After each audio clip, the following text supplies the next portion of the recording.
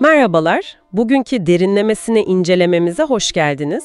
Bugün Türkiye siyasetinde önemli bir ismi, Hasip Kaplan'ı konuşacağız. Özellikle Kürt meselesi bağlamında. Evet, oldukça bilinen ama aynı zamanda tartışmalı da bir isim. Kesinlikle elimizdeki kaynaklar, işte biyografik metinler, makaleler var. Hukukçu kimliği, siyasi yolculuğu, Kürt hakları savunuculuğu ve tabii hakkındaki tartışmaları ele alıyor. Amacımız da bu kaynaklardan yola çıkarak, Kaplan'ın o hukuktan siyasete geçişini, mücadelesini, dönüm noktalarını anlamak aslında. Aynen öyle. Pekala, o zaman gelin bu ilginç portreye biraz daha yakından bakalım. Nereden başlayalım? Geçmişi, hukuk kariyeri belki. Olur, başlayalım. Hasip Kaplan 1 Ocak 1954 doğumlu, Şırnak, İdil, Harapşeref köyü.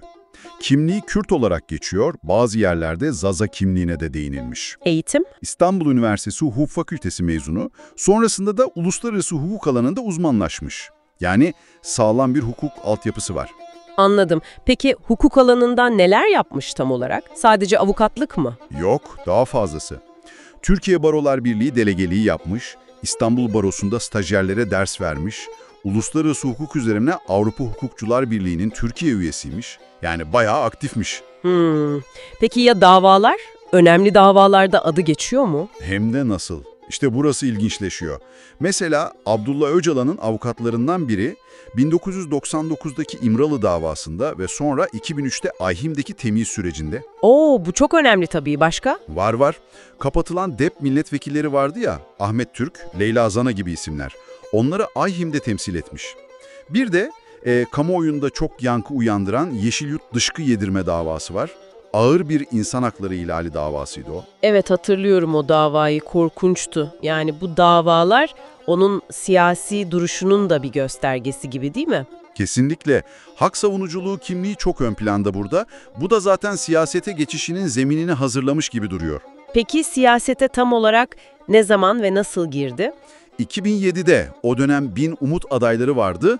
Bağımsız bir oluşumdu. Oradan Şırnak bağımsız milletvekili seçildi. Bağımsız ama sonra partiye katıldı sanırım. Evet, hemen DTP grubuna katıldı. Demokratik Toplum Partisi. Sonra DTP kapatılınca bu sefer Barış ve Demokrasi Partisi'ne yani BDP'ye geçti. Anladım.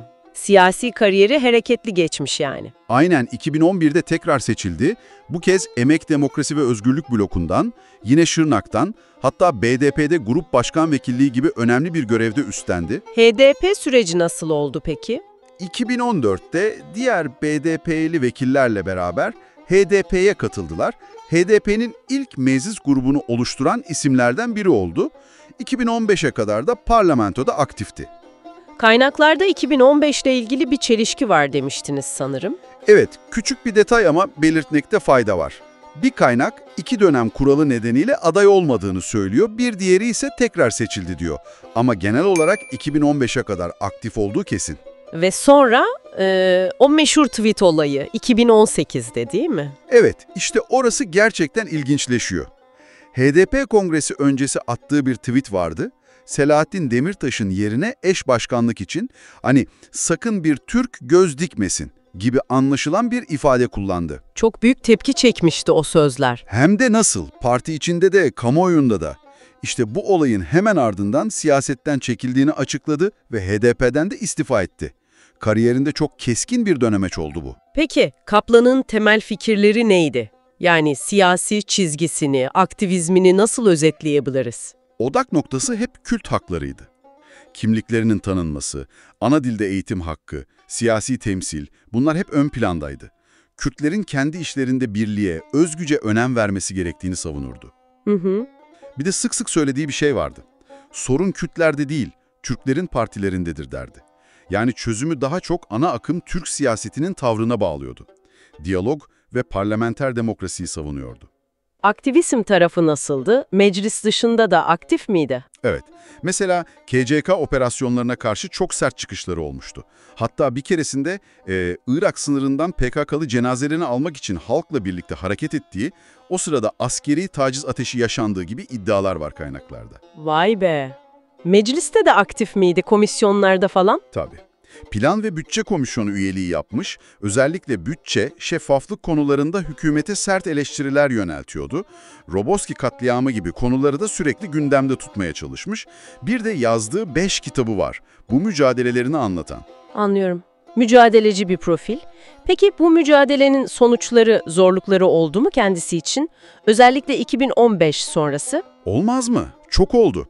Özellikle 2015'ten sonra hakkında 100'den fazla fezleke düzenlenmiş, çok sayıda dava açılmış. Bu baskılar nedeniyle bir süre yurt dışında yaşamak zorunda kalmış Almanya'da. Sürgün diyebilir miyiz? Evet, kaynaklar öyle tanımlıyor. Oradayken de boş durmamış tabii. Diaspora etkinliklerine katılmış, sosyal medyadan mücadelesine devam etmiş. Hatta ilginç bir detay, katılmadığı bir basın açıklaması yüzünden hakkında kırmızı bültenle yakalama kararı çıkarılmış Cizre'de. İnanılmaz. Bir de 2021'de Alman makamlarının kendisine bir suikast listesinde adının geçtiğini bildirdiği yönünde iddialar var. Yani bu sürgün yılları ve davalar onun mücadeleci kimliğini daha da perçinlemiş diyebiliriz. Peki bütün bunlara bakınca kaynaklar nasıl bir genel değerlendirme yapıyor Kaplan hakkında? Mirası ne oldu? Şöyle bir profil çiziliyor. Hukukçu kimliği çok baskın, Kürt haklarını hem hukuksal zeminde hem de parlamentoda savunan önemli bir figür. Başlangıçta daha seküler, insan hakları odaklı bir çizgide görünüyor. Ama işte o 2018'deki tweet, o çok şeyi değiştirdi. Etnik temelli ve ayrımcı bulunduğu için ciddi eleştiriler aldı, hatta ırkçılıkla suçlandı. Milliyetçi bir çizgiye kaydığı yorumları yapıldı. Sosyalist sol değerlerle ilişkisi de zaman zaman sorgulanmış. yani karmaşık bir figür. Kesinlikle, Kürt siyasi tarihinde önemli davalarıyla, parlamentodaki savunuculuğuyla biliniyor. Ama aynı zamanda son dönemdeki açıklamalarıyla ciddi tartışmalara neden olmuş, çelişkili yönleri de olan bir isim. Evet, Hasip Kaplan'ın hukukçuluktan siyasete, aktivizmden sürgüne uzanan gerçekten inişli, çıkışlı, karmaşık yolculuğuna baktık birlikte.